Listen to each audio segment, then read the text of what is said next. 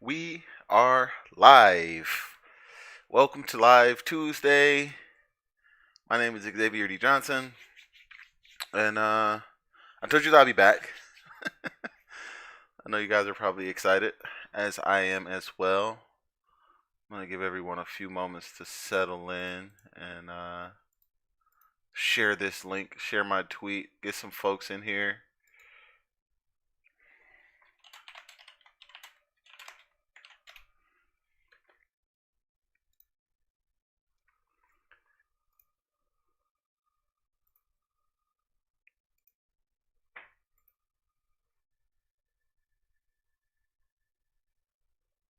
Yo, what's going on? Tyler, how's it going?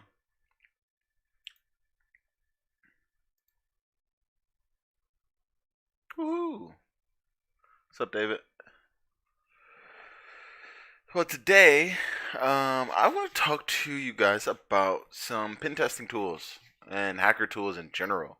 Uh, Hacker tools is always a fun topic to talk about, so I figured I would give it a go.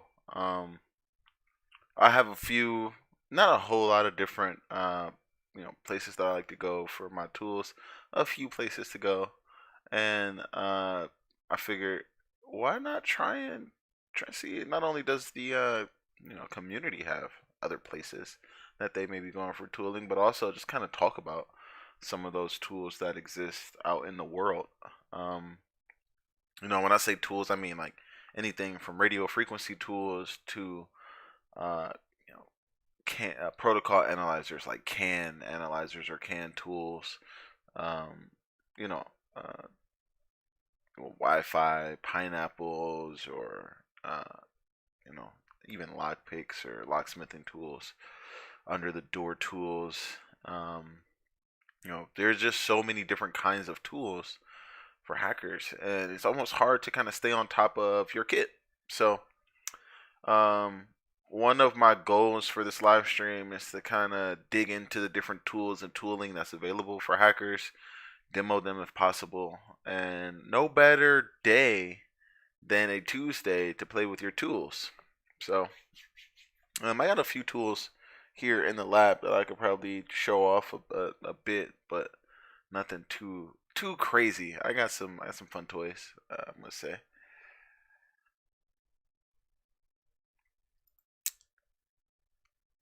One of my favorite places to kind of just start off. Let's see. Just to kind of start off here, one of my favorite places on the internet in general is Hacker Warehouse. And no, this is not sponsored by Hacker Warehouse. I wish it was. But Hacker Warehouse, if you haven't been to DEF CON, you probably have heard of them from, you know, maybe one of your favorite InfoSec rock stars, or maybe you've come across them on the interwebs. But at DEF CON, they always have a huge booth, and they have all of these tools there for sale, and that's where I like to buy my tools mostly. But since DEF CON is canceled this year, or in safe mode, um, I still have that itch to buy some tools, but I won't be able to just go and get them in person. So here we see some of their top products: Proxmark 3 RDV4 kit, and this is for RFID, tag cloning and spoofing. It also does. You can add a module onto it to allow it to be Bluetooth, so you can capture some of this data uh, remote. Maybe you plant this somewhere, or maybe you just have it in your pocket and you've got your phone as a control plane, etc. Um, and then, of course, they got the different types of antennas. So, um, kind of just jumping off into the antenna. The idea behind this is that you got these different antenna sets here, and these different antenna sets are for different frequencies. So they got low frequency, different tunes of frequencies that they actually work in. So I don't know a whole lot about RFID or prox tools types of things, but I know that this is something that's on my list of stuff to buy and play with to kind of get exposure with. As you can see, it's not cheap. Starts at $310 before you get the Bluetooth and battery module, which is another 90. But I think that that's a fairly useful add-on, being able to have a a battery module, so you can get a couple hours out of it. Also, being able to interact with the devices over Bluetooth is pretty cool. But yeah, so the Proxmark's like, this is something that you'd want to pick up if you were doing in-person engagements where you may want to, maybe your customer has a requirement to not allow people to tailgate or for people to put their badges away when they leave campus. This is a way for you to be able to touch those those physical components to the engagement, right? So will a person let you get close enough to them to be able to scan their ID? Is their ID easily scannable? Are they using a frequency that's widely used and easily scanned and spoofed? Are they wearing these badges out and about, allowing me to be able to potentially take a picture of them or clone them in any kind of way? So getting physical access to the building allows you to be able to maybe move into another tool that you may have, right? And the HackRF One is the next thing on their top products, and I actually have one of these um, good old HackRFs here, and this is a really fun tool. Again, not a super cheap, but very fun. Thing about this is it's half duplex, so you can only send or receive, and then you have all these different antennas that you can kind of slap onto this. Anywhere between 1 megahertz to 6 gigahertz. It's all open source and over USB. So yeah, the antenna that it comes with is tuned to 75 megahertz to 1,000 megahertz. But this thing can receive and transmit signals from 1 megahertz all the way to 6 gigahertz, which is a huge range. If you know anything about ham radio or that type of stuff, it's just one heck of a range to kind of fall under. So yeah, half duplex as I stated. Not a huge sample rate. Like if you were trying to do, man in the middle, this wouldn't be your tool, right? But if you want to maybe listen to how a code is coming off of a dongle, or if you're trying to maybe listen to potentially a house phone or something like that, this type of tool, any radio frequency that's unencrypted, this tool is going to be able to pick up and kind of allow you to listen to. There also is this cool thing called the PortaPack, which allows you to be able to take this in its current configuration, right? You take it out of this case right here, and then you put it inside of this PortaPack case, and there is actually a place in which this chip can accept another chip. You put the PortaPack chip into it, and this allows you to be able to control it. So while you're remote, you can actually just have this device with the battery. No need for a computer. You can be out and about with this device and do some things. So that's on my list of things to buy. If you want to see me get it quicker, you can support the stream by going down to the description and donating some money to the Tools Fund. I decided that I don't need to pay my rent, but I'd love to be able to afford some better tools. So why not? So that's HackRF LAN Tap Pro. It's kind of exactly what you would think it is, right? After we've gotten physical engagement, after we've used our HackRF to listen to the security to make sure that nobody's on that side of the wing for the next 30 minutes on their rotation, we want to try and get in and drop our LAN tap so that we can, get in between some of these communications, right? Maybe it's a phone system, maybe it's a domain controller, maybe it's any device that we want to try and get in between. So being able to have this LAN tap is a really interesting way to kind of achieve that. Just to kind of dig into it here, for $40, it's not too bad. Some of you may remember when this used to be called a LAN Star. Throwing Star LAN tap is what it used to be considered. But yeah, so this allows you to be able to do some man in the middle tapping of a LAN signal. A landline, LAN, local area network. And of course, this HackRF, that's considered a software-defined radio. So in that space, there are a number of software-defined radios, but one other one that I actually own, which is right there, is called a RTL SDR. Right, so $20 tool, extremely cheap. It allows you to be able to do DVB-T, which is the digital video broadcasting, basically TV, digital audio broadcasting, which is audio basically, FM tuner, which allows you to be able to tune into any FM stations. Basically, it's general purpose, and it operates in a 24 to 1750 megahertz range. Super cool for you to be able to kind of jump into software defined radio without spending hundreds of dollars to be able to do such. And tools, when it comes down to it, you're not going to use every tool in every engagement.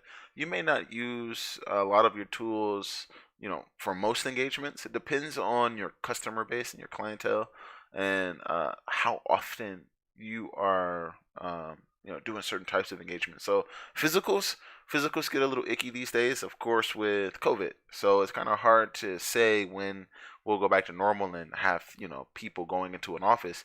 But then you have certain industry sectors and just different sectors in business that actually have that requirement for getting that that physical testing done. Kind of sticking along that that software defined radio space. There's two tools that I have not yet gotten a chance to play with that I would love to. One, Ubertooth One, right? So the Ubertooth One is basically allowing you to be able to play in the Bluetooth spectrum, and typically these tools in the Bluetooth spectrum cost hundreds of thousands of dollars. So being able to, for the first time, go and play in that space is extremely exciting and fun, but also could lead to all different types of potentially undiscovered vulnerabilities or bugs. This tool is only about 9 years old. It was actually released in ShmooCon. Of course, it's made by Mike Osmond over at Great Scott Gadgets. Same folks that make the Landstar. Same folks that make the HackRF One. So I believe that whole slew of tools came out of the NSA playbook, which was leaked. So woohoo! Data being free, working out. And then there's also the Yardstick One, right, which is another software-defined radio platform. Basically, it is a radio that operates between 300 megahertz and 1100 megahertz. So just a shorter range. And then it uses something called RFCAT that allows you to, so it's like sub-ohm. It allows you to be able to get like some kind of command and control over it. So it's a lighter version of a HackRF, right? With a more limited spectrum.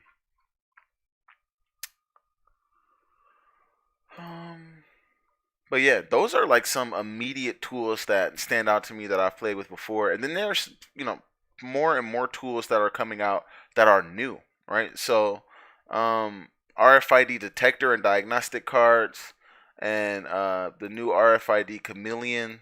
For one, being able to test to see if a car is low frequency or high frequency out in the world is extremely useful. It allows you to be able to do a little bit more reconnaissance so that you can make sure you show up with the right tools for the job. Super cool. So the idea is that these Prox cards come in two different frequencies. One is low frequency at 125 kilohertz, and the next is high frequency at 1355 megahertz. And what this does is it allows you to be able to test to see if a card is either one of those, so that you can know which antenna to put on.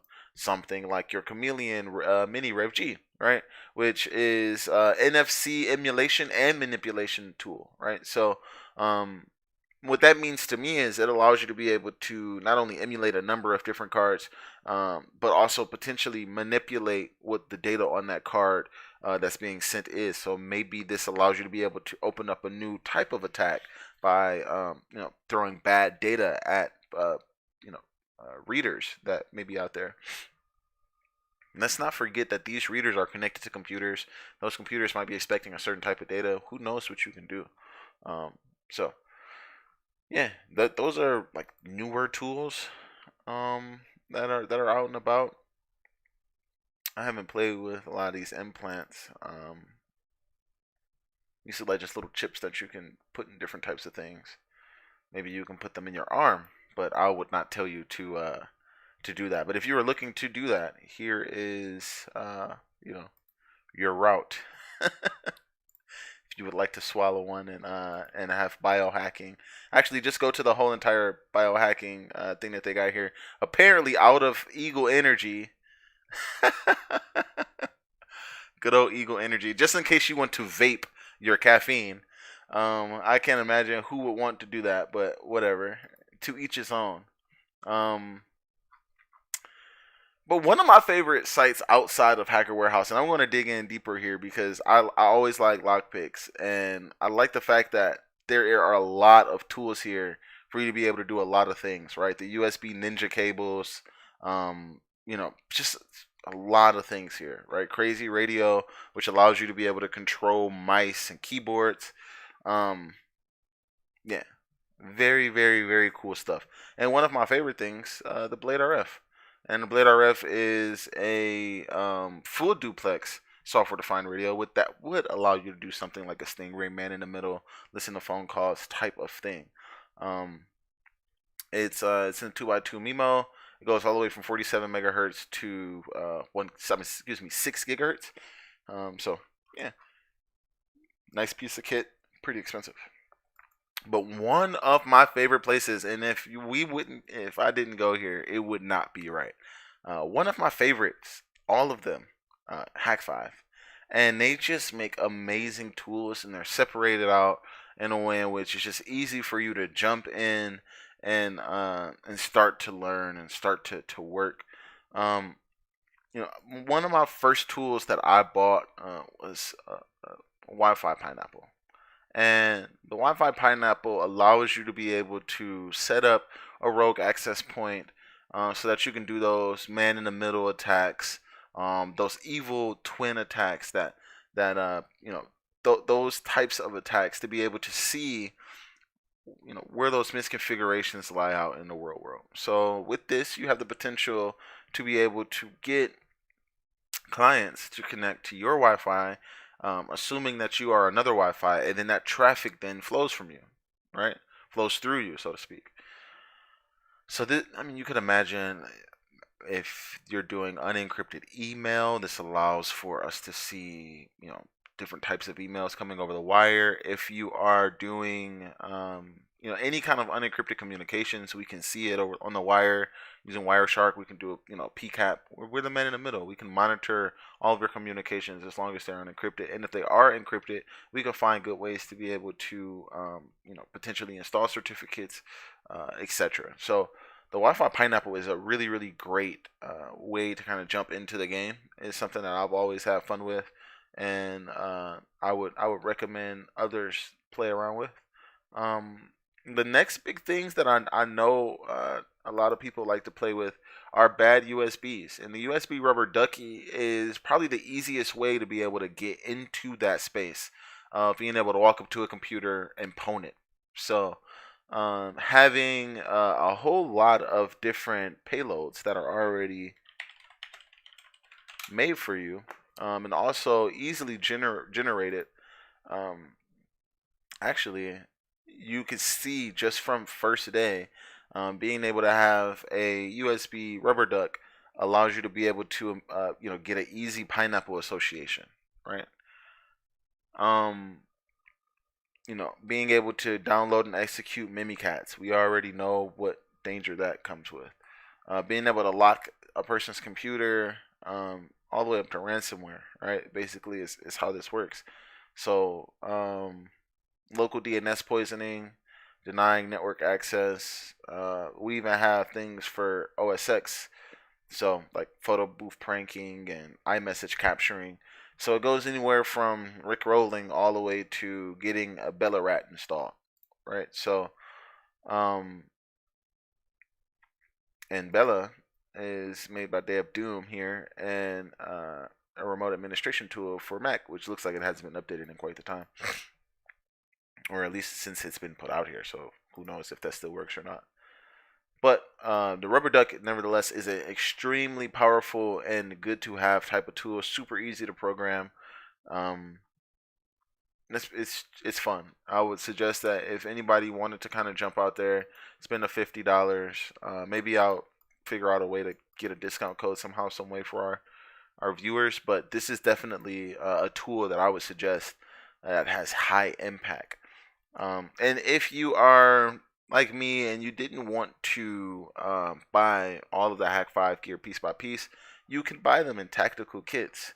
And so they have different field kits, including the the RF field hacking kit, the physical engagement USB kit, long range Wi-Fi kit, and then also what they call their elite field kit, which was what I purchased. It went under a different name at the time. Here, let me see if it came in this guy right here. This was back in 2016, 2015 actually when I purchased that. So no, this was back when the pineapple juice was the wave, and as you can see here, there's a number of tools. There's some tools missing out of here because they float and they do all types of things. But as you can see, I got an OG Mark V Wi-Fi Pineapple. So this is previous gen. I also have the current gen pineapples, both the Tetra and the Nano. Here's that software-defined radio that we talked about earlier. And yeah, this thing has traveled with me to Vegas. This thing has traveled with me to Germany. This thing has traveled with me all over the world and has never let me down, not a single time. So I love Hack 5. I stand by their products. And if you want to, you can go and just buy a package, a bundle, and get all that stuff for you. Now, some of the newer tools that I haven't gotten a chance to play with, for one, the Signal Owl. Now, this is something that's newish, and it allows you to be able to do things like, quote unquote, they're calling signals intelligence, right? So, it's pretty interesting. It allows you to be able to kind of play with some of that, some of the air, basically things that are on the air, and then also, they go over different protocols, right? So it's not just Wi-Fi. There's some Bluetooth and some GPS involved. So you basically plant the signal all around and see exactly what your target is communicating, like what the communications of your target looks like. Tyler Bigley says, this is kind of off topic, but does anyone know if possible to transfer videos signal through Bluetooth? Is there enough bandwidth? That's a really good question. I'm not 100% sure. I presume that you could, because I'm sure that I've connected to my Apple TV and have mirrored using Bluetooth, but I'm not 100% certain. Jordan says Hack 5 gear is awesome. He also asks, no key crock yet? Not yet. I haven't spent any money on any tools this year. And I know the key crock is brand new. And for you that aren't familiar, the key crock is actually a brand new tool by Hack 5 that they just came out with. And this allows you to be able to do some key logging, right, while on your pen test, which is amazing. So we will be playing with that when the time comes. It's basically like a bash bunny that has like different payloads that it's ready to execute out on. Another one of the newer tools is the Shark Jack, which basically allows you just to plug directly into your network and do some kind of exfil, advanced recon types of things. Of course, the Bash Bunny, the Packet Squirrel, these two are kind of just like a Linux box that sits on a stick, but they have different form factors and have different anticipations to be used. So the Bash Bunny is typically used over USB, while the Packet Squirrel is typically put in line, maybe on a printer or something like that. The Land Turtle is another one of my favorites. I got one in here. A 3G one, I believe, actually. And so when these kits first came out, they were not 3G enabled. They did not have a SIM card in them. And what happened was I bought this twice, because now they allow you to be able to evade the firewall and get all those amazing PCAPs by using 3G to communicate with your command and control server. So, those types of things allow you to be extremely potent and not worry about how to make the thing do the thing, but just doing the thing, It's really, really important that you can go and get the job done. It's not so much trying to reinvent the wheel. So that's kind of where we're at with tooling, right? Like figuring out ways to be able to buy things off the shelf, and have them immediately make you more powerful on your penetration test. We talked about uh, um, uh, the software-based tools such as command and control tools, right? So let me try and find the C2 matrix and kind of show you a bit of this. If you've heard me talk over the past, I don't know, few months, you've probably been hearing me kind of bark about this C2 matrix thing. This is considered a tool, right? So with the command and control matrix, that's what C2 stands for. For all you that don't know, command and control is when you have compromised the host and you want to be able to communicate with that host further, right? So you have to have some kind of control plane for your victims or your compromised host, and that's where command and control comes in. So, you know, having expertise and understanding of the different agents and capabilities that come along with these different command and control servers that you may be using is really, really important. And making sure that you've done enough reconnaissance so that you understand, what's happening at the environment so that you can deploy your screen crab or your Wi-Fi pineapple, your key crock, and be able to compromise your host, compromise the network in a stealth manner, but also a professional and clean manner. It doesn't require you to go out and actually do the development of these, actual tools, right? So this is like spy level stuff that has come to the regular day, and I'm extremely always a fan of it. So thank you over to Darren and Seb over at Hack5. At the cow says blessing, bro. Jordan says, have you tried Hack5 C2? So the Cloud C2, I haven't played with it. I'll be honest. I have enough Hack5 stuff that I should be, but I just haven't. So I'm probably going to download it just because you bring a very good point that I should just be at least giving it a go. I know this came out last year, and I'll probably be good, so I don't need to worry about the terms and conditions because it'll just be for test. Oh, I have to put in, oh my god, so much information, so let's not do that right now.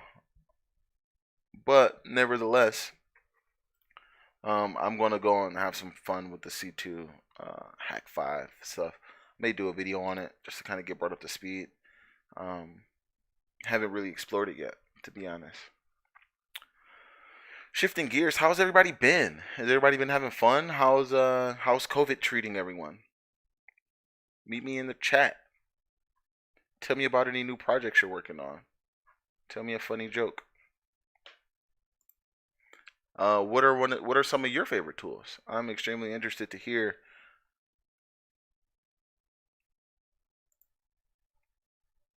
The F-Secure guys made something called USB Armory. I believe that this is F-Secure.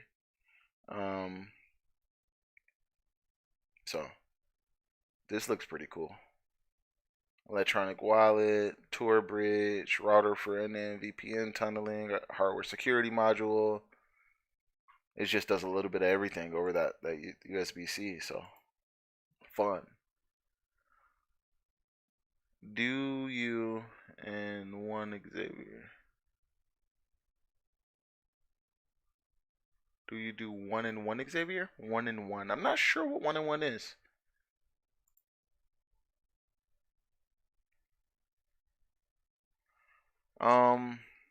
So yeah, I've been looking for other tools. Edward says, still hiding at home. Got myself a unified dream machine. Woohoo! Congratulations, Ed. That's extremely fun to play with. I know Tom has done a bit with the Dream Machine. I think he was using the Dream Machine Pro though, the UDM Pro. Tyler Bigley says, over this lockdown crap. Haha. I've never thought I'd dislike working from home. I work in Pittsburgh. I'm bored as hell now. I've been to Pittsburgh and it's an amazing place. So I'd imagine that you are, bored, right? Last time I went to Pittsburgh, there was a homecoming game for Pitt, and or one of those schools. I won't lie, but it was one road of bars that's maybe 2 or 3 miles straight down of just bars.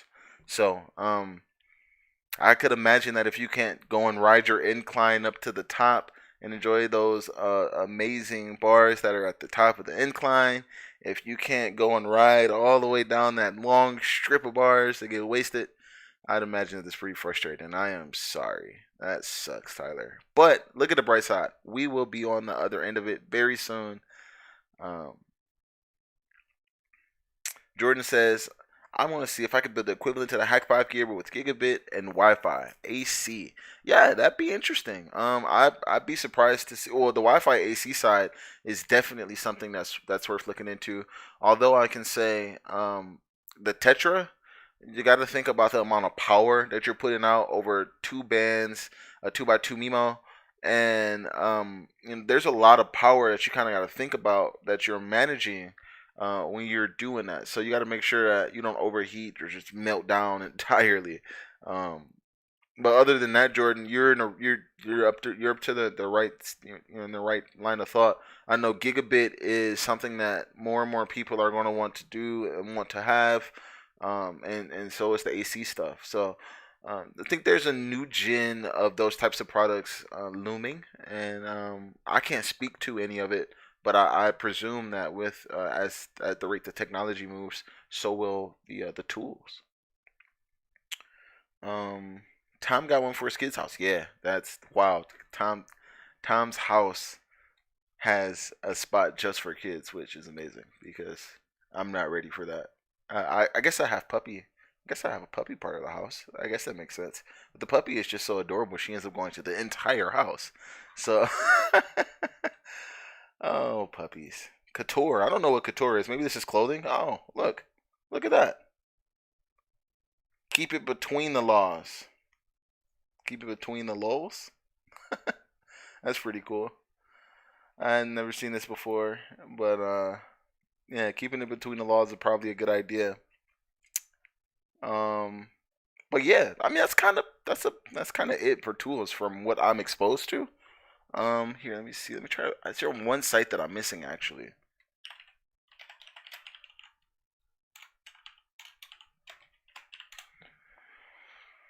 Let's see here.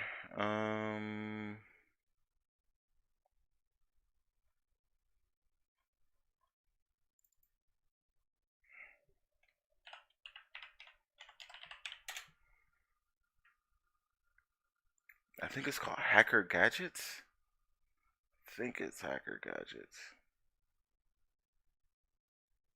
Maybe. I don't think I've seen this one before, but this seems pretty cool. So, of course, you're going to need some blank cards. Not everybody will have everything, but having blank RFID cards and SIM cards and stuff like that, smart cards, I can't imagine, you know, I can imagine a few things that you could do with a pick card that has a magnetic stripe on it, but I hope people aren't using it for that. Um, but yeah, a SIM card extender. SIM cards are always fun to play with, especially if you're trying to get the OPSEC down. A GSM enabled multi-purpose offensive device for $55. Right, so do acoustic surveillance, RF replay attacks, and much more. That's pretty cool. Remote HID injection, remote control over GSM, um, remote audio surveillance. Gotta have a SIM card. Gotta have a battery. That's pretty interesting. We talked about that porta pack. Now, this is it when it's all put together. This is what it looks like when it's all complete. And I'm not even sure if there it is right there. This is basically what the front of it'll look. Now, there's a Havoc. Here, let me see if I can find the firmware. It's called Havoc. And the Havoc firmware for porta pack kind of comes with some built-in attacks that in the UK actually you can control the lights. And there's supposed to be a bunch of other cool things that you could do as well. So I'm going to kind of go down the list here. The Mischief firmware. So this is something that allows you to be able to, flash your PortaPack firmware, which is an add-on, of course. And then it allows you to do microphone as FM transmit, which is pretty cool. Soundboard, ADS-B receiver with a map, and you can do transmitter, so you can see with an aircraft, which is, come on now, that's pretty interesting. Fully configurable jammer, which I would not recommend you to play with. A Morse transmitter, all the fun stuff that you want to do with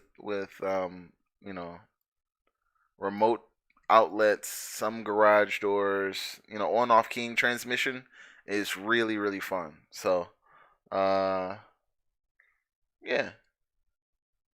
Touch Tunes Jukebox Universal. Oh, look, by Not Pike. I know him. That's interesting. I'll tell him thank you. Shout out to Not Pike. Go follow him. Tell him we sent you. Street lighting control transmitter.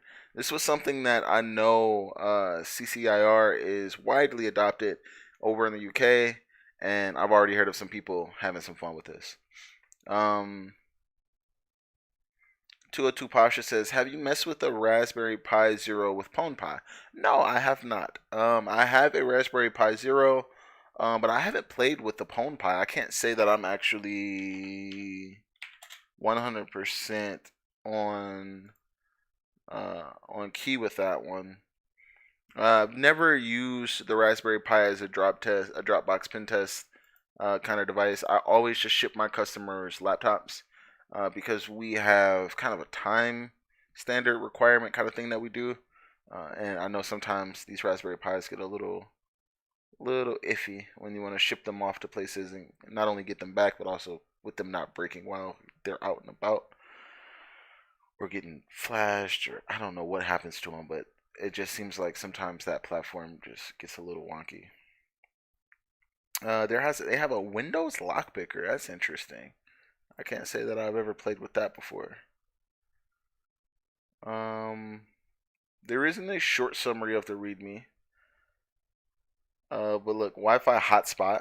Okay. Operate Wi-Fi in client mode. Okay. HID keyboard. There's auto attack. There's some responder. That's huge. So if you're not familiar with responder is how you can poison a network and actually get, hashes back that allows you to be able to pass those hashes to access services or crack those hashes. So the fact that there's a pre-compiled John the Ripper, which, okay, I'm not sure that I would use John the Ripper on a Raspberry Pi, but I mean, hey, there's that. Looks like you can steal some browser credentials. Very interesting. Nope, I'm not familiar, but I will go and play with this. Fun stuff. Definitely fun stuff indeed. What else do they have here? Pen testing equipment. Let's just go straight to that. What do they got that they consider? Oh, look, a Beetle Bad USB. I've played with something like this. It hasn't been called a Beetle, but very interesting nevertheless. A Wi-Fi deauthor. Oh, a Contact. Contact is a really cool tool. I actually have a Contact around here somewhere, but this is an adapter that allows you to be able to get the different CAN signals. I actually myself use something called Machina M2, which is this guy right here, which plugs into your ODB. Yeah, so OBD2, and I'm pretty sure, where's my CAN tool at? It's around here somewhere. I got tools coming out of my ears at some point. But yeah, CAN tools are fun. Car hacking is fun. I would imagine that more and more people will be getting into it at some point shortly. Wi-Fi de-authing is a little dangerous. I would say be careful with those types of tools, especially if you don't have kind of control over it, right? If you're targeting these attacks, then it gets a little bit better. But if you're just out in the world, just randomly doing de-auth, you're gonna get in trouble. Um, let's see. What else they got here? Spy gadgets. I always love something that's just called spy gadgets. So bug finders, take that with a grain of salt. That's just gonna go off from anything that's doing any kind of RF, which includes basically all of the industrial control system based, you know, smoke detectors, etc. Endoscope inspection cam, that could be pretty useful.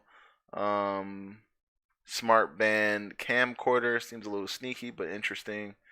A magnetized GPS for cars. I also have one of these. That's interesting. This ultra thin walkie-talkie. I can't imagine that this wouldn't be picked up by other people that are interested in listening, right? Like if you're doing counter surveillance, then you're probably going to want to be listening for that kind of stuff, right? So, um, speaking of counter surveillance, it looks like they have all-in-one webcam cover that you would put on your phone. That's interesting. I'm not sure that I would use it that way. Uh, a mic blocker. That is really interesting. So there's a block of metal that goes in, or maybe it actually would just short out the mic. Like it just makes the mic, it redirects it to that channel. That's really interesting. I like that. It's $8 for that and the web cover kit. It's not bad at all, actually. Malicious data blocker, $8. It's pretty expensive for $8. You get those for free at swag booths, but I can guarantee you that this will save you. Malicious data blocking is a big deal, especially if you're out and about and you need to plug your phone into something and you may not have a hardened phone, or maybe even you're up against some kind of advanced persistent threat. You want to make sure that you're blocking all of the data channels over USB and only getting the power. That's a really low-hanging fruit way. The RF blocking bags are always interesting to me too. Um, but yeah, I mean, I think we've kind of touched on a little bit of everything when it comes to kind of what the field right now looks like. I mean, between RFID and NFC, which we're seeing a lot of right now, we're going to see more and more of between lock picking and getting that physical access into a place, and then being able to do things like put in bad USBs, um, you know dropping different beetles, so to speak, as they're calling them here, or being able to get a machine and plug it in your cactus, as it's called, and actually injecting those keystrokes. That's where the juicy stuff is right now. So I just wanted to kind of come here and kind of play around and look and see what is out here. And I think moving forward, and you guys are in the comments right now. We got 12 viewers, so thank you. Please hit the like button. Please subscribe if you haven't. Hit that bell. And I think that on Tuesdays I'm going to start to try and do some kind of demo around these tools, right? Purchase the ones that I don't have already and try and play with them and see, what does that demo end up looking like, right? I got a HackRF, I got Bash Bunnies, I got, all types of stuff. And there's, I'm pretty sure there's content about this stuff, don't get me wrong, but I want to just be exploratory. I like to have fun on these streams, um, and kind of, maybe solve a problem that other people were having, right? Maybe they were having an issue where they couldn't get, a particular tool to work a certain way. If they see me using it and they ask me, maybe we can solve that problem for them. So yeah, that's basically what all this is about, right? Having fun, learning, rinse, repeat. But I would say that if you haven't, go over to shop.hack5.org. Of course, this is not a sponsored video. I will not be getting any kickback from this whatsoever. I don't have a link for you to click. If you want to support the stream, you can go ahead and click that link inside the description and donate. You also have hackerwarehouse.com. Come give them a look. Again, not sponsored. And if you're feeling really frisky, come on over to Hacker Gadgets. I've never shopped with them before. I can't tell you that anything there that you buy will work, but there's nothing more fun than making a USB killer and plugging this thing all over the place and just ruining people's lives. So I would suggest not doing that, but it is extremely fun, um, especially if you need to destroy something. If you have the right to destroy it, there's no better way. I actually have a USB killer built into my computer, right? That computer back there. If I want to get rid of some data, or if I want to destroy an external device, etc., or maybe even an entire phone, I can just plug into the front of my my machine there, and I think I have 850 watt or something like that power supply in there. So watch out, just don't start sticking thumb drives into my rack, and you will be okay. Jordan says that he's researching the Wi-Fi control protocol to see if I can do man in the middle. Oh, you can definitely do man in the middle. I would say enjoy. Wi-Fi man in the middle is fairly easy. Ethical says, I love USB killer. Yeah, USB killing is extremely fun and addictive. Tyler says, love the idea. I'm going to try and get some of my buddies to check you out. Please do. I love the support. I'll always try and keep you guys happy and bring you some bleeding edge content. I have friends that have some tools, and we'll try and figure out different ways to kind of maybe swap tools or share different things. Reach out to some of these tool manufacturers, let them know, hey, I just want to play and give it a look here. So we'll see how it goes. C Lamb says, this man is nothing short of amazing. Thank you, C Lamb. I appreciate you. But yeah, I don't think I have anything else here. It's been extremely fun. Unless you guys got something in the comments, I'll stick around for a few minutes just to see what pops up. But that was basically my idea for this week. Just kind of digging into some tools, playing around with them. I know some things that I want to get into are more RFID cards, more SIM card type of stuff. Also getting into software-defined radio a little bit deeper, and I'm wanting to get my ham license. I'm creating this content right now, which is taking a lot of my brain, so I can't go and get it just right now. But hopefully after July, I can start to look towards that. Spend a couple of weeks, do a little bit more on the ham radio side of things. So once I get my ham license, I'll be able to have a little bit more fun in the radio space. So definitely looking to do that. If you're looking for ways to keep up with me, I do an event tomorrow.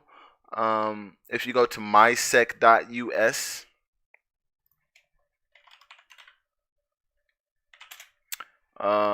you can actually see that we have an event tomorrow for MySec Detroit from 7 to 9. It is we're doing Whose Slide Is It Anyway? Basically, we're going to get together and do some very, very fun fun gathering that allows people like me, people like you, that are maybe extremely experienced at giving talks, people that aren't so experienced at giving talks, to get together, have a few drinks, and take a lighthearted approach. The idea is that I come up with some slides. I give you a slide deck that you've never seen before, and then you have to kind of give a talk around it. So that is a really, really interesting like way to kind of expand your brain and have some fun with strangers. So yeah, I hope to see you all there. Thursday is Tom's stream, so I'll probably be on Tom's stream. Maybe I won't be there in person with him, but I'll likely just be hanging out inside of his inside of his stream. Tonight is actually game night, so if you want to, let's see if I can pull up my Discord here. If you want to, you can go to MySec Gaming, and I don't know how to invite you. If you want to, hit me up. We have a gaming server here, and we have, oh my god, so many people that come together and game. We also have the How They Got Hacked gaming channel, where people come together and we game. So if you need information on how to get access to either one of those, let me know. I can get you access. We love the game. So Tuesday nights is our gaming night, and we're going to. Oh, hoo-hoo. Thank you, Justin. I appreciate you. Oh, look at all the balls go inside the enter. Oh, look at that. Yeah, my tip jar. I love it. So yeah, I'd say that if you want to play some games with us, come hang out with us. We love to play video games. David David says, "What bourbon are you drinking lately?" I got some. Well, I haven't been drinking a whole lot lately. I'll be honest, but I got some. I'm trying to think of the name of it right now. I can't think of the name of it. I can't think of the name of it. I can't. It is leaving me. You know what? I think that I have to go and get the bottle. I gotta go get the bottle. I'll be right back.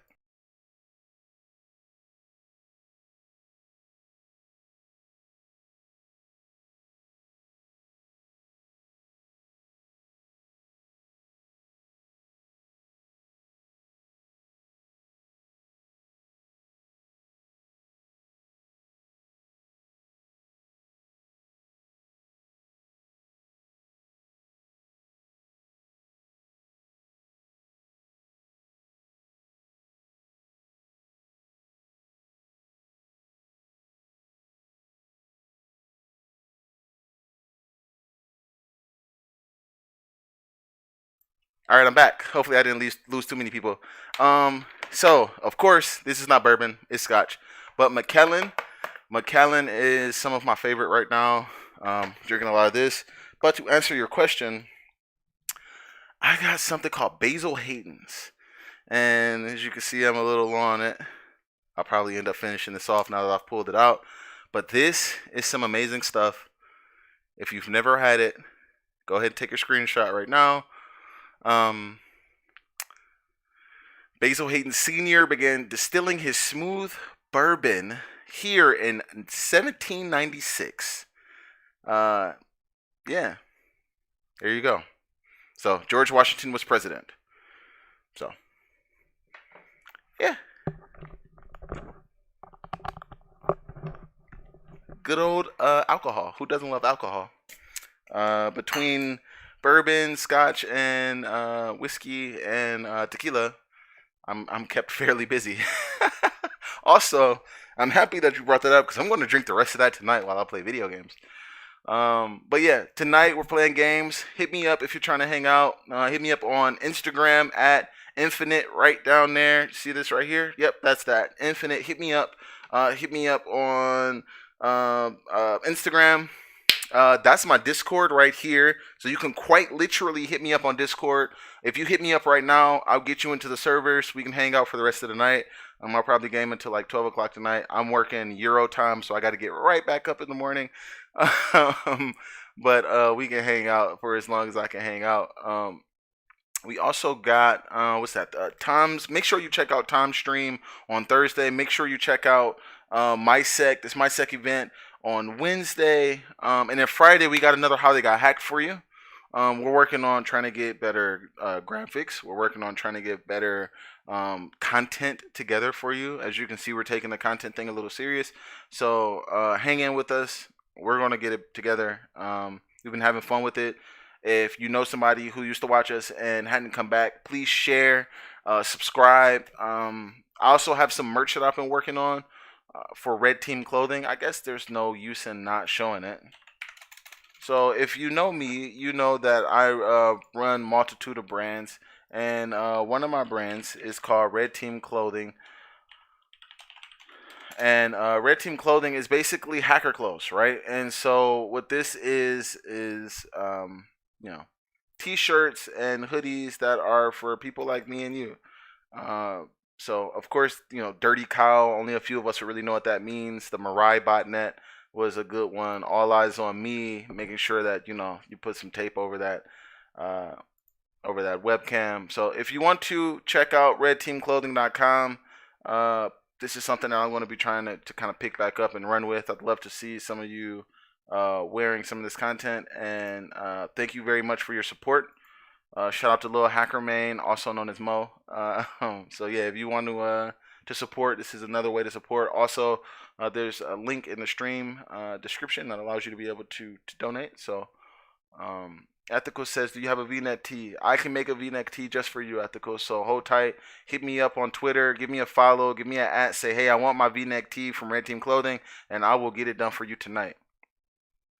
Tyler says, I'll grab some shirts, man. I totally forgot that you sold these. Yes, I'm really bad at asking people for money, but as I go along, I feel like I've provided so much value to everyone's life that worst come to worst, I can share a couple of links, and if you want to support, you can. I don't want to hold that away from you. But I have nothing else to sell here. I have nothing else to say. I am going to go play some video games. If you want to hit me up again, my Discord is infinite number 7332.